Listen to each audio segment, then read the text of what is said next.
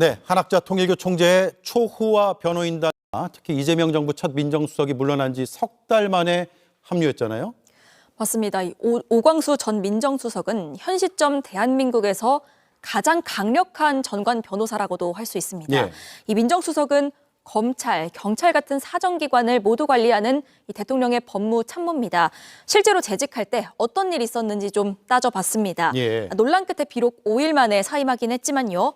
그 5일 사이에 3대 특검법이 공포가 됐고 국회가 3대 특검을 추천하고 대통령이 지명하는 절차가 진행이 됐습니다. 대통령을 보좌해서 특검 임명의 이 과정을 총괄했던 전직 민정수석이 그 특검이 수사하는 주요 피의자의 방패가 된 상황입니다. 그렇네요. 전직 민정수석의 변론이 논란이 된 적 있었죠. 과거에 기억해보면 부산저축은행 수사 때도 있었고요. 네, 맞습니다. 그 이명박 정부 때의 정동기 전 민정수석인데요. 퇴임한 뒤에 부산저축은행 사건과 관련해서 그 은행 측 그 변호사 수임 계약을 맺어서 논란이 된 바가 있습니다. 전관으로서는 부도덕한 처사다 이런 비판이 심지어 당시 청와대 안에서까지 나온 바가 있습니다. 예. 당시에 최고 한 10억 원 받는 계약을 맺은 게 논란이 되면서 10억 원이요. 예, 결국 계약을 취소했거든요. 그런데 정동기 전 수석이 이 사건 맡은 게 퇴임하고도 한 1년 8개월여 뒤였습니다. 그런데도 국민적인 분노와 비판이 거셌습니다. 그런데 이번 오광수 전 수석 같은 경우엔 퇴임한 지 불과 3개월 만에 통일교 사건을 맡았습니다. 예. 그래서 오광수 전 수석은 어떻게 한답니까? 네, 그래서 이 사건 계속 맞는 거냐 물었는데요. 답을 듣지 못했습니다. 오 전 수석이 어제 김건희 특검 사무실 다녀간 그 시점에 이미 저희 취재가 시작된 상황이었습니다. 하지만 이와 무관하게 한학자 통일교 총재의 변호사로서 활동을 한 거고요. 사실 스스로 이게 큰 문제라고 느끼는 것 같지는 않았습니다. 들어보시죠. 예. 서로 조금 이해해 주십시오. 변호인들이 많이 계시는 걸로 알고 있는데 원 오브 댐이겠지 뭐. 그렇게 이해하십시다. 네, 그리고 또 다른 정관 논란의 주인공 김오수 전 검찰총장도 있죠. 네, 그 비밀리에 자문 계약 맺은 게 취재가 돼서 어제 전해드린 바가 있습니다. 네. 그런데 어제 저희 방송 직전에 김 전 총장 측이 입장을 보내왔습니다. 보시는 것과 같은데요. 비공식적으로 자문을 했다거나 몰래 변론한 것처럼 주장하는 건 사실과 전혀 다르다.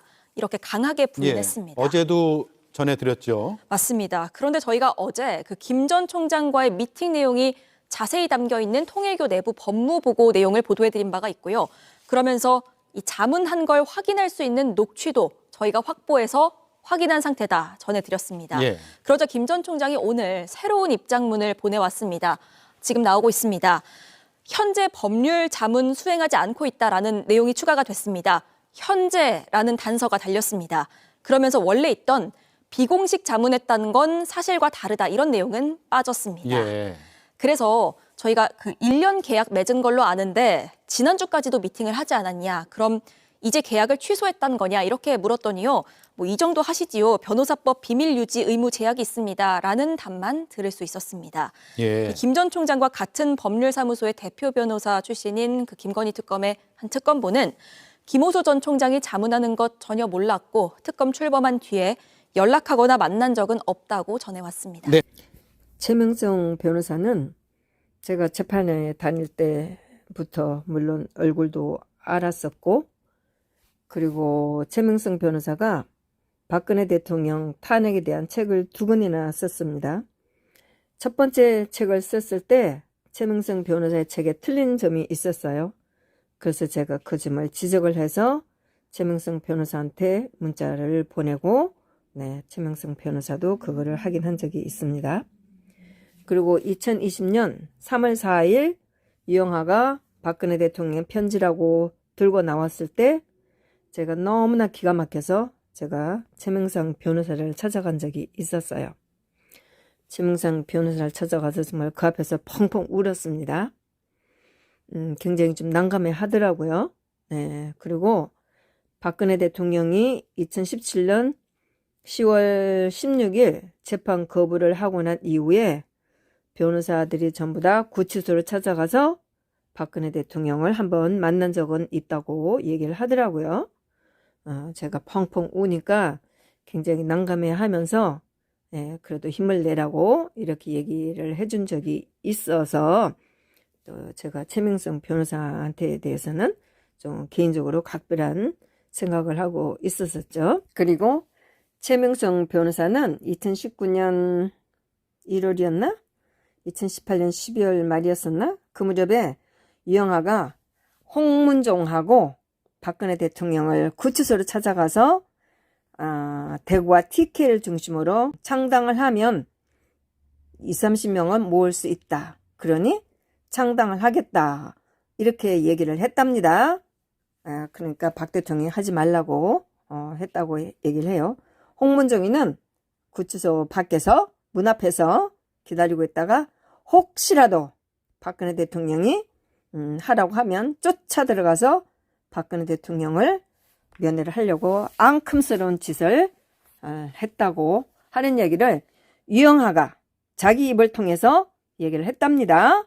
그래서 그 얘기를 최명성 변호사가 듣고 오종찬 기자한테 알려주어서 우리들은 이 이야기를 알고 있습니다. 근데 지난번에 윤석열 탄핵 사건이 되고 나서 최명성 변호사가 제일 먼저 윤석열 변호인으로 이름이 올라왔어요. 기사에 났어요. 그래서 제가 12월 20일 문자를 보냈습니다. 오랜만입니다. 이진아입니다. 어제 뉴스 봤습니다. 최명성 변호사님은 윤회 변호를 하지 않길 바랍니다. 전 아직도 영원히 헌재 재판소의 그 8놈을 절대로 용서하지 않습니다. 최명성 변호사님은 이중환 변호사와 그들을 고발까지 하지 않았습니까? 저 또한 오종찬 기자와 같이 고발했습니다. 역사에 기록되는 일입니다. 최 변호사님은 역사의 오점을 남기지 마시기 바랍니다. 더구나 윤이 누구입니까? 박과 윤을 다 위할 수는 없습니다. 역사에 부끄럽지 않도록 하시기 바랍니다. 석동현은 벌써 웃음꼬라지가 되었습니다. 라고 문자를 보냈어요. 근데 윤석열의 헌법재판소 재판에 최명성 변호사가 나오질 않아서 참 다행이라고 생각을 했습니다. 그런데 윤석열이가 이제 형사적으로 기소가 되고 두 번째인가 법원에 영장 실질 심사를 받으러 갈 때 최명성 변호사의 얼굴이 보이는 것 같았어요. 제가 그 영상을 좀 학대를 해보고 또 나중에 저녁에 여러 영상을 찾아봤더니 최명성 변호사가 맞더라고요. 참 어처구니 없었습니다. 제가 7월 11일 올해 7월 11일 최명성 변호사한테 또 문자를 보냈습니다. 뉴스를 봤더니 윤석열 법원 출두에 최 변호사님과 비슷한 얼굴이 보이더군요. 나중에 먼 유튜브를 찾아봤더니 최명성 변호사라고 말들을 하더군요. 지난번 헌재 재판에 나오시지 않아서 다행이라고 생각했습니다.